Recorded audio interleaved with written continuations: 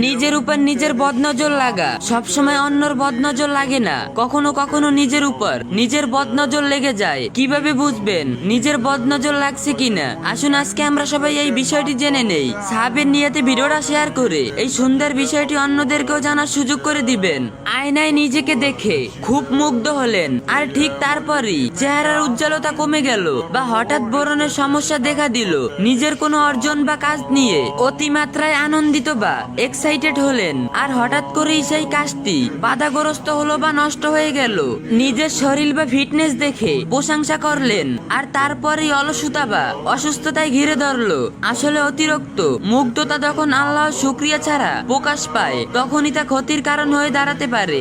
ইসলাম আমাদের প্রতিটি সমস্যার সমাধান দিয়েছে। যখনই নিজের কোনো কিছু আপনার ভালো লাগবে, চেহারা দেখে ভালো লাগবে বা কোনো সাফল্য আনন্দিত হবেন, তখনই এই বরকতময় দোয়াটি পাঠ করবেন। উচ্চারণ: মাশাআল্লাহ, কুওয়াতা ইল্লা বিল্লাহ। অর্থ: আল্লাহ যা চেয়েছেন তাই হয়েছে, আল্লাহর সাহায্য ছাড়া কোনো শক্তি নেই। তাহলে আর বদনজর লাগবে না ইনশাআল্লাহ।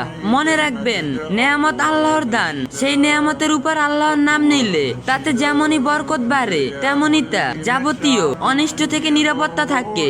শেয়ার করে অন্য ভাই বোনদেরকেও জানার সুযোগ করে দিন, যাতে অন্যরা উপকৃত হয়। ইসলামের যে কোনো বিষয় সুন্দরভাবে জানতে, বুঝতে এবং মুহাজিরের মাসালাগুলো সহজে পেতে এই আইডিটি ফলো দিয়ে রাখুন, আর ভিডিওটা 3টা কপি লিংক কইরা দিয়েন।